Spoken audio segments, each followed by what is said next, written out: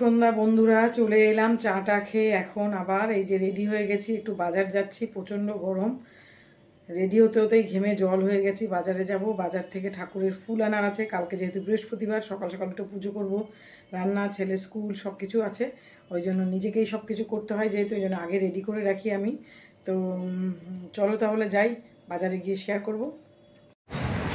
এই যে বেরিয়ে পড়লাম, রেডি হয়ে চলে গেছিলাম বাজারে। কিছু সবজি আনার ছিল, কারণ সমস্ত সবজি বাড়ন্ত হয়ে গেছে তার জন্য। কারণ পরের দিন ছেলের স্কুল আছে, সকাল সকাল আমাকে বেরোতে হবে রেডি হয়ে, রান্না বান্না সব কিছু করে।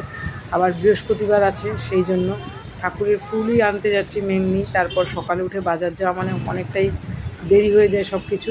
সেই জন্য আমি আগে এনে রেডি করে রাখতে বেশি ভালো লাগে। আর তার মধ্যে স্কুল যাওয়ার থাকলে আমাকে খুব তাড়াতাড়ি রান্না 9টার মধ্যে আমাকে সব কিছু কমপ্লিট করতে হয়, স্নান, পুজো, রান্নাবান্না সব কিছু। তা চলে গেছিলাম ফুল নিয়ে, তারপর একটু সবজি নিয়ে একটু দাঁড়িয়ে তোমাদের মাঝে একটু শেয়ার করছি। তারপরে এই যে দেখো বাড়ি চলে এলাম। এই যে এখানে নিয়েছি গন্ধরাজ লেবু নিয়েছি, আর নিয়েছি পটল, উচ্ছে, ঢ্যাঁড়স। ব্যাস 2 দিন চলে যাবে আমার। তারপরে তো শনিবার ছেলের স্কুল ছুটিই থাকে, তারপর না আমি করতে পারবো। আর আলু নিয়েছি। এবার চলে এলাম পরের দিনে, সকালবেলায় চলে এসেছি। সকালবেলায় যথারীতি উঠে গেছি, 6টা 10-এর মধ্যে উঠে গেছি। অ্যালার্ম ছাড়াই আমার অটোমেটিক ঘুম ভেঙে যায়, যেহেতু মাথাতে থাকে যে উঠতে হবে, তাড়াতাড়ি রান্নাবান্না করতে হবে, সেই জন্য। এইবার কেটে নিয়েছি, আগে উঠে ফ্রেশ হয়ে রান্নাঘরে এসে এগুলো কেটে রেখেছি। ঢ্যাঁড়স আলু ভাজা করবো, আর এখানে রুটি করবো, তার জন্য ময়দা আটা একসঙ্গে মিলিয়ে রেখেছি। আর এখানে উচ্ছে আলু ভাজা, পটল ভাজা, ডাল সিম্পলের মধ্যেই করেছি, যেহেতু রাত্রেবেলা বলেছি ওদেরকে জল ভাত খেতে দেবো আজকে। প্রচণ্ড পরিমাণে গরম, তার জন্য এই গরমে একটু ঠান্ডা ঠান্ডা ভাত খেলে পেটও ঠান্ডা হয়, শরীর মন সব কিছুই ঠান্ডা হয়। তারপর রান্নাগুলো আমার খুব তাড়াতাড়ি করে নিয়েছি। আর ভাজাভুজি করতে বেশি সময় লাগে না, তরকারি এগুলো বানাতে গেলে অনেকটা সময় লাগে। আর এখানে ওই জিরে কাঁচা লঙ্কা ফোড়ন দিয়ে এটা রুটি খাওয়ার জন্য করছি। আর এখানে আলু সিদ্ধ দিয়েছি।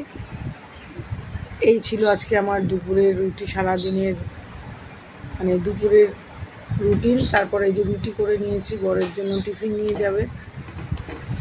তারপর সব কিছু করে স্নান পুজো তো আমার হয়েই গেছে। এবার আমি নিজে সব কিছু ওদেরকে গুছিয়ে দিয়ে তারপর আমি আমার খাবারটা নেব।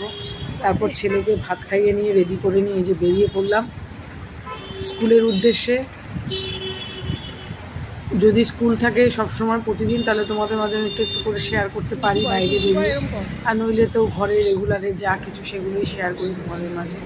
আর এত পরিমাণে গরম পড়েছে, কিছু করার নেই, স্কুল তো যেতেই হবে, আর পরীক্ষাও চলছে, সেই জন্য। আর এত দুজনে একসঙ্গে ছাতা মাথায় দিয়ে হাঁটতে পারছি না, প্রচণ্ড গরমে আমি ঘেমে গেছি।